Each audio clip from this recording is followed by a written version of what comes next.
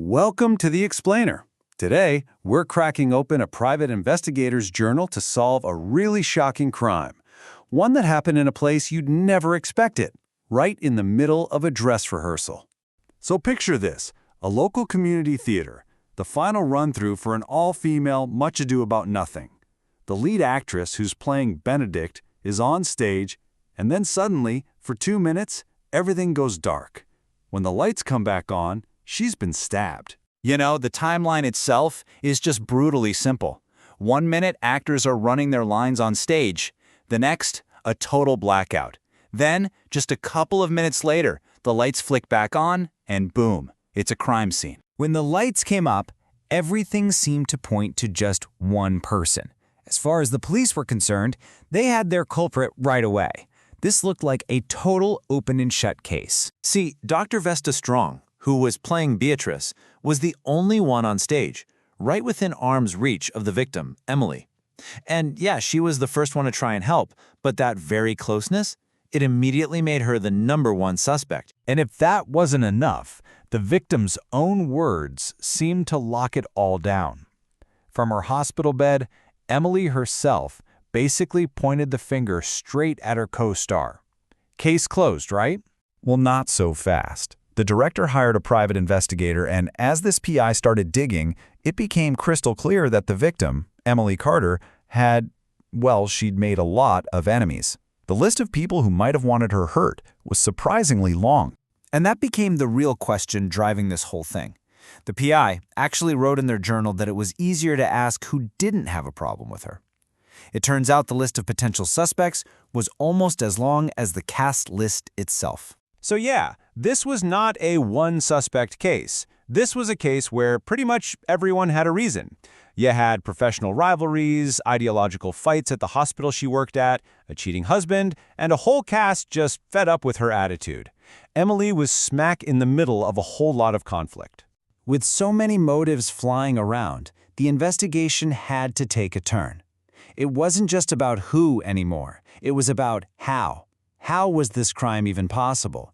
And it turns out, the blackout itself was the key to everything. This discovery just changes the whole game. A tech-savvy high schooler on the crew pointed out that this wasn't some random power outage. No, this was a carefully planned, premeditated attack, not some spontaneous crime of passion. And just look at how complex this was. There's no way one person could pull this off. It took perfect timing and at least 2 people working together. One to lure the stage manager away, and another to hit 2 different power sources one after the other. The first step of their plan, it worked perfectly. They knew the stage manager loved his classic car, so they used that to get him out of the picture. His panic created the exact window of opportunity they needed for the blackout and for the attack. So now that the PI knew this was a conspiracy, they started going back over everyone's alibis. And with this new information, one of those stories, well, it just didn't add up at all. Remember Morgan Smith, the understudy?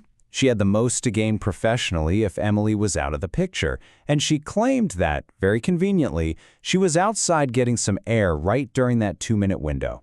But that story just completely fell apart. Another actress, Luna, was right there by the stage door and said the alley was totally empty. And the real nail in the coffin? Security footage showed absolutely no one left the theater during that time. Morgan was lying. But as it turns out, the biggest break in the case wasn't a lie someone told. It was a smell. As the PI kept asking the victim for any details she could remember from the darkness, a really crucial memory surfaced. Something she smelled right before she was stabbed. That cheap perfume. That became the single most important clue in this whole thing. A scent she recognized, but this time it was way stronger. Almost like the person wearing it was standing right next to her on that dark stage. Okay, this is it. This is the moment where all these different clues, the lies, the conspiracy, that one stray scent, they all suddenly snap into place. The investigator had been tailing Emily's husband, John, and got a photo of him with his mistress. So, armed with a name and a face, the PI goes to Emily's hospital room with this photo. And this is where the whole case just breaks wide open. The second Emily sees the photo, it all clicks. She instantly recognizes the perfume.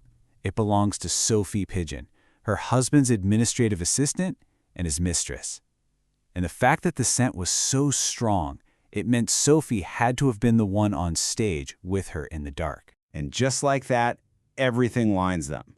The kid who delivered the fake note, yep, he IDs Sophie.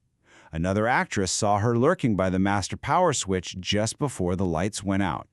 And the biggest piece of all, lobby security footage shows her walking into the theater carrying a very specific, very deadly kind of knife.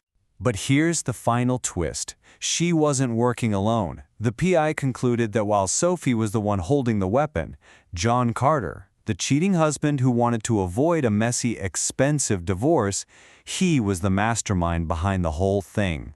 It was just this tangled mess of ambition, cheating, and conspiracy.